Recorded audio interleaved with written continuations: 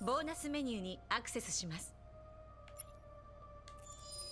映像を開けたいと思います。ボーナスポイントが溜まったので、ね、アナウンストレーラー2015まで見たので、次これですね。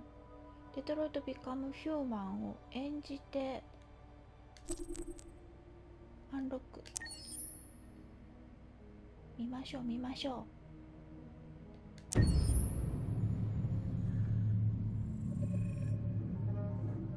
When David and Guillaume got back in touch about making Detroit, I wasn't terribly surprised they decided to make it because the fan response was so intense. So it makes sense that they would choose to do that after the enthusiasm.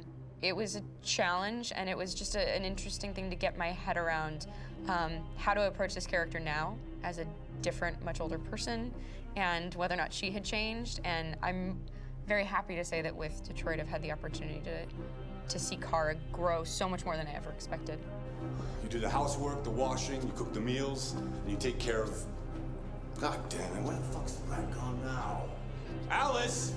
Alice! I mean, she starts out essentially how she does in Kara in a very, not robotic, but, you know, android other way. And getting to take this journey where she becomes more and more human as it goes on. You know, and as an actor, that's a wonderful exploration in every way, whether it's how she sits, her posture, how her voice changes, how emotions change, and how much emotion is based on things like empathy and social experience. And so having, you know, as much material as I got with David to have this huge, nuanced arc was really incredible. Why couldn't we just be happy? This experience has been quite different than the experiences I've had shooting film or TV or doing theater work. I have 83 dots on my face and a really flattering black wetsuit type thing, and you're jumping around with props, and it's kind of like being a 10-year-old imaginative kid, which is fun. There's 80 cameras around us. It's already lit. So we just shoot and shoot and shoot and shoot and shoot. There's no change of sets, there's no hair and makeup, there's no wardrobe, so we move really fast, and we'll go through about 35 pages in a day. Working in TV or film, we'll probably do 6 pages a day. It's kind of acting boot camp. It's like working out constantly. I mean, you're doing this thing, and then you got to do something that's completely other back to back to back. And so that kind of process of working is very challenging, but it's also very exciting because you just have to keep coming up with new ideas, and your head goes all over the place because you're trying to keep track of basically 4 different storylines for each different response. You shot that girl, for fuck's sake. It was a machine that looked like a girl. Yeah, I know what I should have done. I just told you I couldn't. All right, I'm sorry. The fact that David Cade, he's telling like many stories interwoven from beginning to end is super complicated and super impressive, and I have no idea how he keeps it all in his head. He's not just the writer or the director who's seeing this from the outside eye, he's also thinking about the player walking through this space. You know, only somebody who really, really loves not the work, but like these characters and these stories and cares about doing something meaningful would invest that much in it. And it's always inspiring to work with somebody who cares that much. My experience with motion capture is this one. And I found it sort of terrifying in a way because they said the computer's going to build you. But then as we got into it, I realized all the elements of it were still artistic. I just dipped into a really brilliant setup here. I've never seen anything like it. And this won't turn me into a product because I was playing a character. So it's wonderful. In the game, Detroit comes back because of a revolutionary industrial rebirth. And there's no reason why that can't happen in Detroit, because they have such tremendous infrastructure for millions and millions of people who can very easily support, you know, a new industry. The city is really strong and resilient, but the city has also been through so much. You see the damage. But it takes that time of kind of rebuilding and reinvesting into the city that I think is happening slowly but surely. The potential of Detroit as a city is something that this game does a lot of justice to, because it would be easy to look at Detroit as some place that used to be and that's not the case. This game provokes a lot of conversation and reflection on our potential near-future engagement with machines. That's what we are to them. Just merchandise on display in a shop window. I think that a group that feels marginalized, feels like they deserve and have earned access to themselves and the environment around them, and are trying to figure out a way to articulate how to get freedom. What was I designed to be? Their slave? Their toy? It plays with your comfort levels. You think that this is fine, you're comfortable with it, until something blurs the line and throws you off, and now, do I feel differently about whether this should be allowed? Should it be banned? Should it be encouraged? You're gonna ruin our lives, and for what? For a bunch of machines? They are not machines!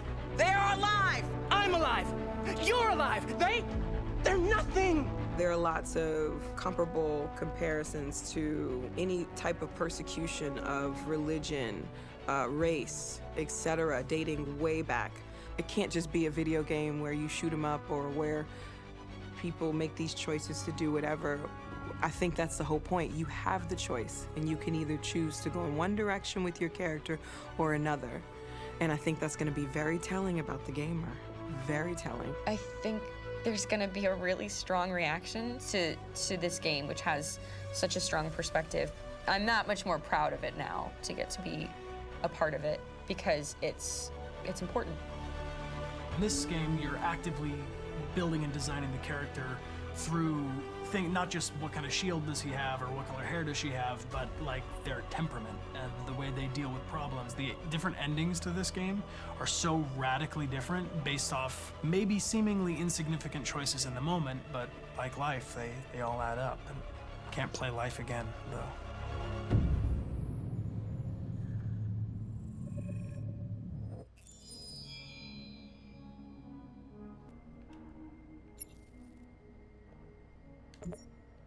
まだロックかかってて開けれないんだな、次は。で、お話進めないと、このボーナスポイントがあっても開けれないっていう感じですね。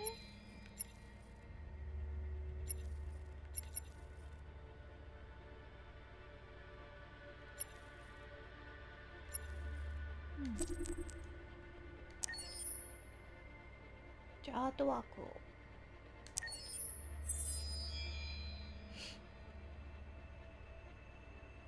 オーバーレイ隠して順番に見ます。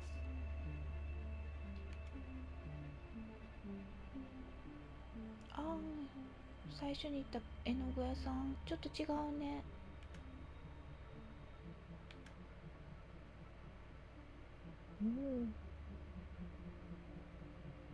もっとなんか奇抜だね。ブルーの部屋。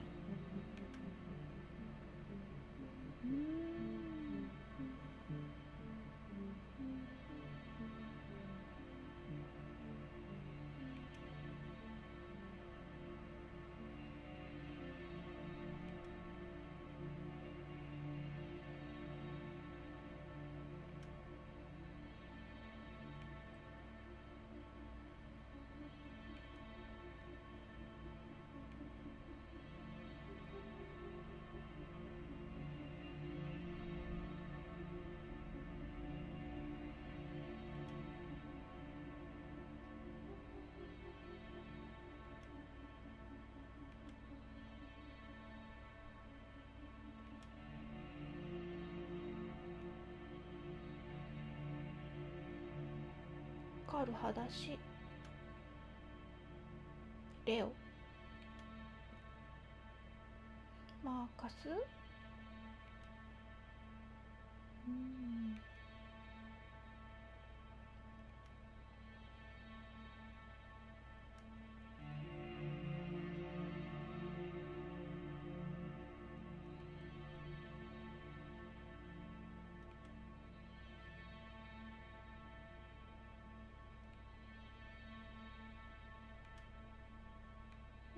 終わり。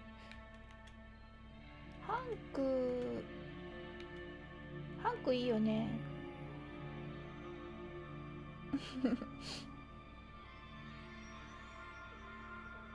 ハンクがいい。いい年した。わがままなおじさんって感じであとね、マーカスも好きだな。